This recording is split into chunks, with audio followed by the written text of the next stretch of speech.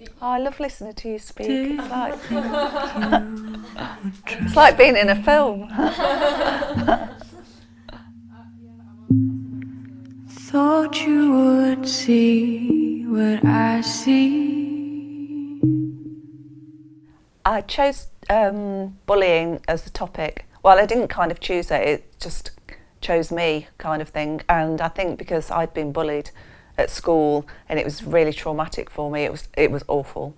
And I'd never really dealt with it. And so I think I used this opportunity to really explore why it happened, why it happens, and just to really kind of exercise it out of myself, I think.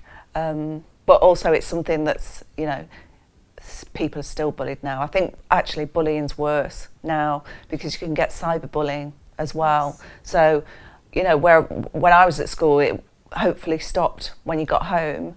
But now it's 24/7. You can wake up in the night and find something written awful on your wall. So yeah, I think it's something that never goes away, and it really defines us as people and can affect us, for a really long time. When I was being bullied, I felt as though there were no adults around, and also I think it's because bullying's very shameful. You feel really shamed when you're being bullied, so you don't want to admit it to anyone. So it takes it would be a huge thing to go and find an adult and talk about it, and then of course that can cause more bullying if people know that you've been talking to adults. And so I think it's more to do with that's how it feels like, even if there are adults. I mean, there are teachers in the school in the film, and I'm sure Iona could have gone and talked to one of them and they would have helped. But I think because of shame, then you keep it quiet. And I think also the teachers perhaps aren't aware that sometimes there's bullying going on because it's so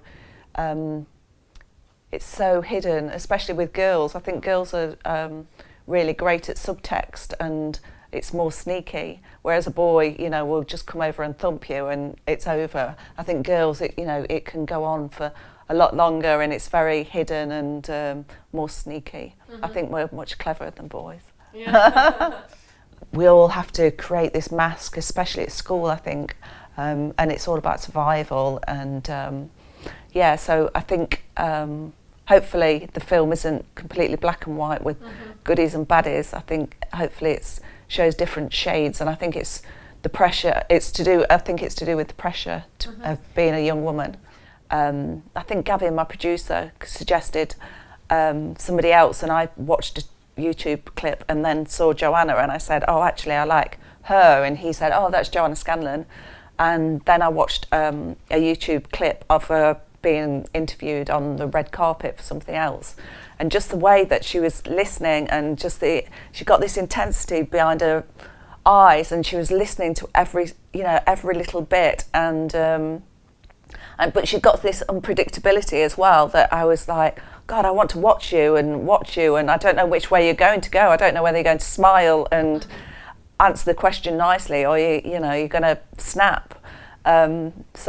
So she was my number one, and then I met her and we got on great. She loved the script. And then I came to Lily, and I saw her face, and I thought, oh, she has got an interesting face. I thought she looked like a beautiful rare salmon.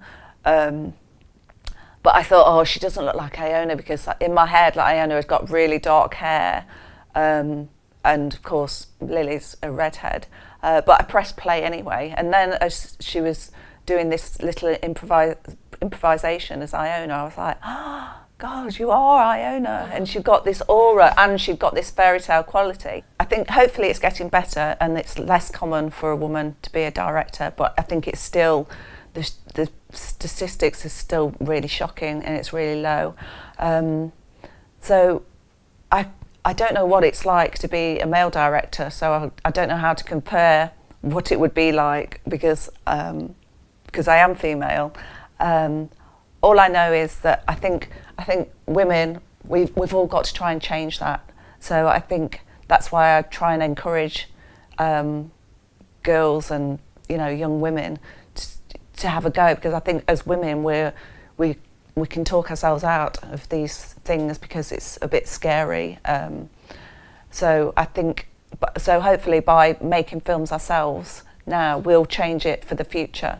And I do think that the male narrative is a bit tired and people are bored with it. And I think women, we've got different stories to tell, and we've got different, I think there's a more female grammar as well in films, and I think that you can do things a bit different. You don't have to do the 3-act structure or the hero's journey. And so yeah, no, I'm hoping that lots of women are going to start making films, and then that's going to be a normal thing. And then people say, oh, then you're a director, you're not a female director.